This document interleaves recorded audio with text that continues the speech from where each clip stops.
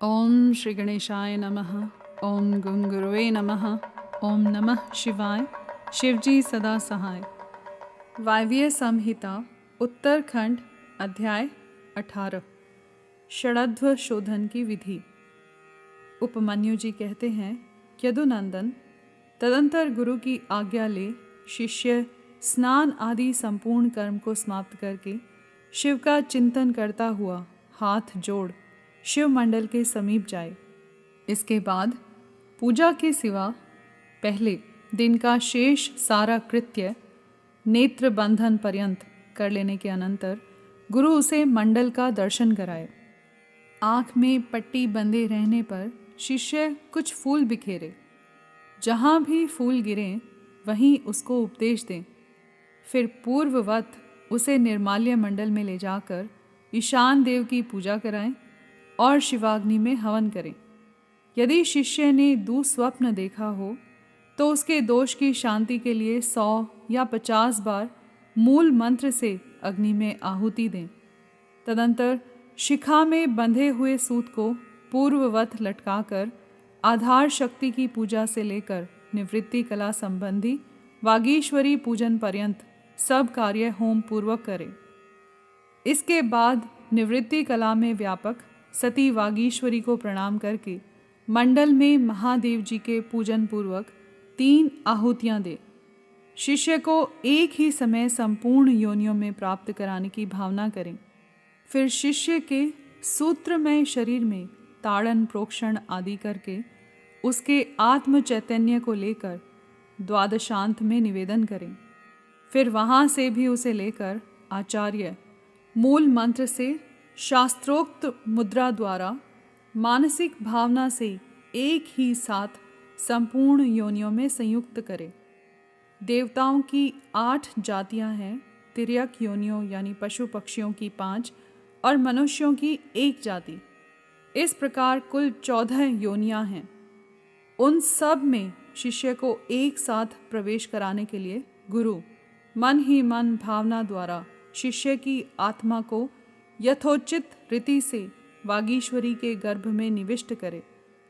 वागीश्वरी के गर्भ की सिद्धि के लिए महादेव जी का पूजन प्रणाम और उनके निमित्त हवन करके यह चिंतन करें कि यथावत रूप से वह गर्भ सिद्ध हो गया। सिद्ध हुए गर्भ की उत्पत्ति, कर्मानुवृत्ति, सरलता, भोग प्राप्ति और पराप्रीति का चिंतन करें। तत्पश्चात उस जीव के उद्धार तथा जाति, आयु एवं भोग के संस्कार की सिद्धि के लिए 3 आहुति का हवन करके श्रेष्ठ गुरु महादेव जी से प्रार्थना करें। भोक्तृत्व विषयक आसक्ति अथवा भोक्तृता और विषयासक्ति रूप मल के निवारण पूर्वक शिष्य के शरीर का शोधन करके उसके त्रिविध पाश का उच्छेद कर डालें। कपट या माया से बंधे हुए शिष्य के पाश का अत्यंत भेदन करके उसके चैतन्य को केवल स्वच्छ माने। फिर अग्नि में पूर्ण आहुति देकर ब्रह्मा का पूजन करें। ब्रह्मा के लिए 3 आहुति देकर उन्हें शिव की आज्ञा सुनाएं। पितामह त्वया नास्य यातुः शैवं परम पदम प्रतिबंधो विधातव्यः शैवाज्ञैषा गरीयसी। पितामह, यह जीव शिव के परम पद को जाने वाला है। आपको इसमें विघ्न नहीं डालना चाहिए। यह भगवान शिव की गुरुतर आज्ञा है। ब्रह्मा जी को शिव का यह आदेश सुनाकर उनकी विधिवत पूजा और विसर्जन करके महादेव जी की अर्चना करें और उनके लिए 3 आहुति दें।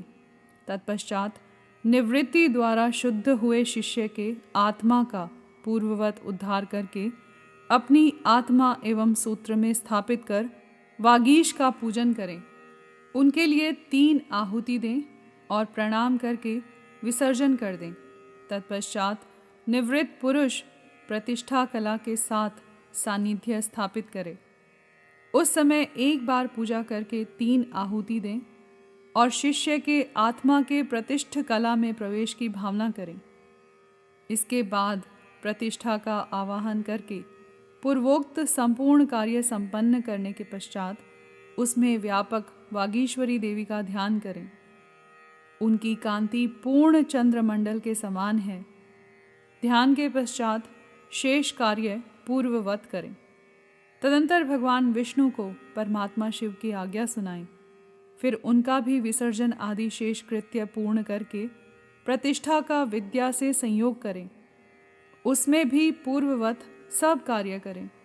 साथ ही उसमें व्याप्त वागीश्वरी देवी का चिंतन पूजन तथा प्रज्वलित अग्नि में पूर्ण होमांत सब कर्म क्रमशः संपन्न करके पूर्ववत नील रुद्र का आवाहन एवं पूजन आदि करें। फिर पूर्वोक्त रीति से उन्हें भी शिव की आज्ञा सुना दें।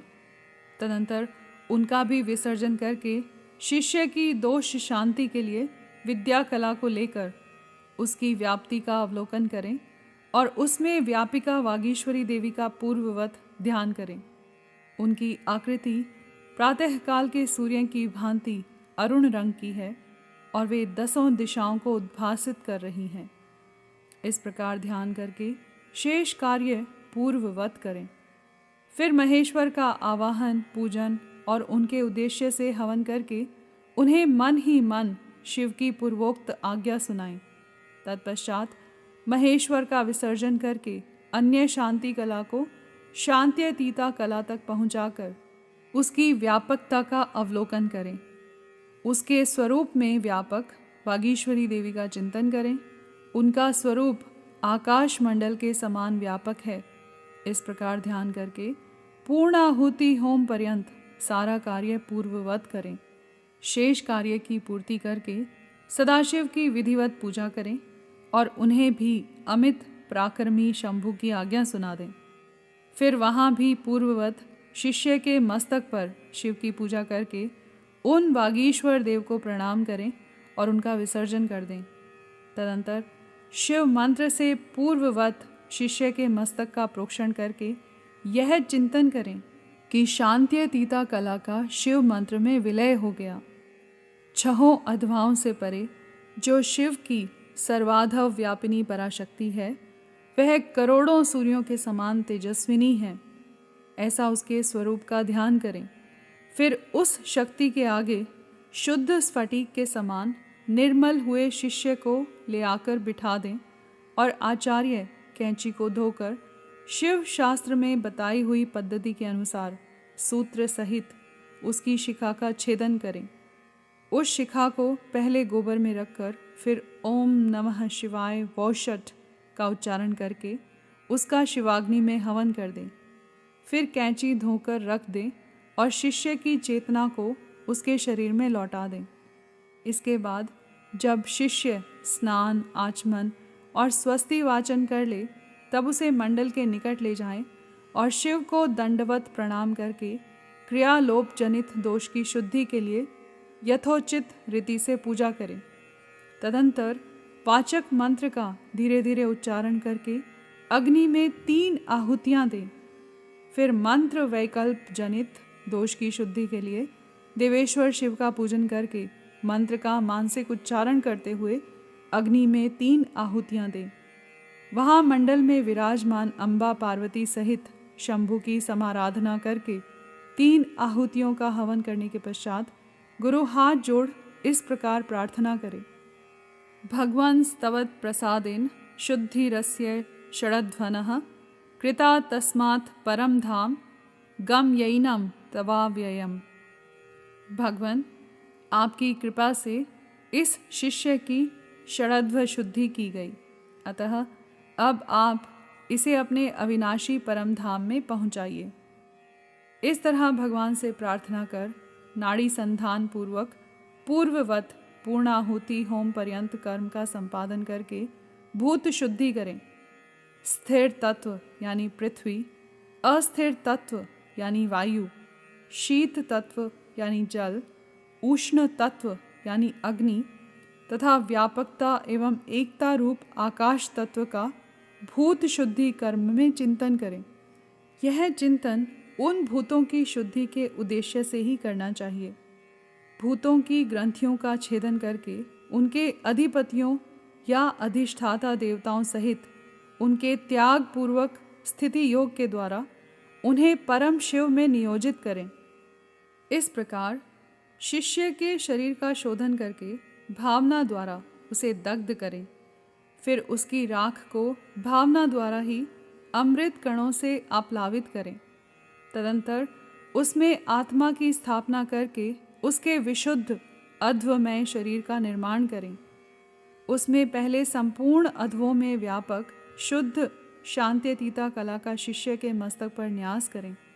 फिर शांति कला का मुख में, विद्या कला का गले से लेकर नाभि पर्यंत भाग में, प्रतिष्ठा कला का उससे नीचे के अंगों में चिंतन करें। तदंतर अपने बीजों सहित सूत्र मंत्र का न्यास करके संपूर्ण अंगों सहित शिष्य को शिष्य स्वरूप समझें। फिर उसके हृदय कमल में महादेव जी का आवाहन करके पूजन करें।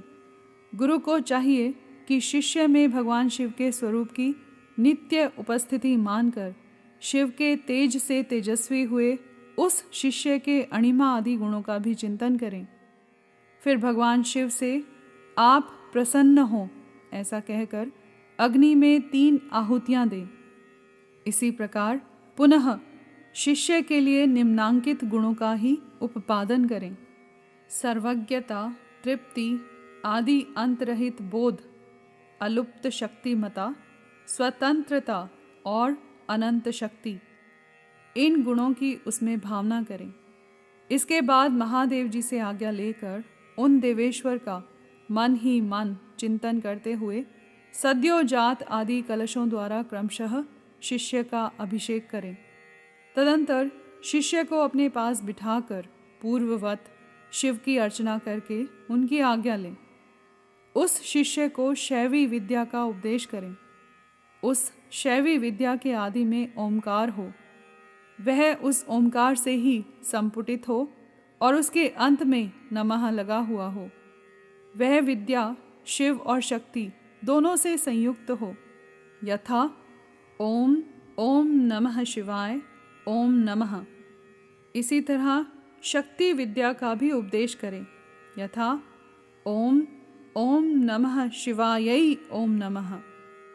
इन विद्याओं के साथ ऋषि, छंद, देवता, शिवा और शिव की शिवरूपता, आवरण पूजा तथा शिव संबंधी आसनों का भी उपदेश दें। तत्पश्चात देवेश्वर शिव का पुनः पूजन करके कहें, भगवान मैंने जो कुछ किया है वह सब आप सुकृत रूप कर दें। इस तरह भगवान शिव से निवेदन करना चाहिए। तदंतर शिष्य सहित गुरु पृथ्वी पर दंड की भांति गिरकर महादेव जी को प्रणाम करें। प्रणाम के अनंतर उस मंडल से और अग्नि से भी उनका विसर्जन कर दें। इसके बाद समस्त पूजनीय सदस्यों का क्रमशः पूजन करना चाहिए। सदस्यों और ऋत्विजों की अपने वैभव के अनुसार सेवा करनी चाहिए। साधक यदि अपना कल्याण चाहे तो धन खर्च में कंजूसी ना करे। यहाँ पर अध्याय 18 समाप्त हुआ। कर्पूर गौरम करुणावतारम संसार सारम भुजगेंद्रहारम सदा वसंतम हृदयारविंदे भवम भवानी सहितम नमामि।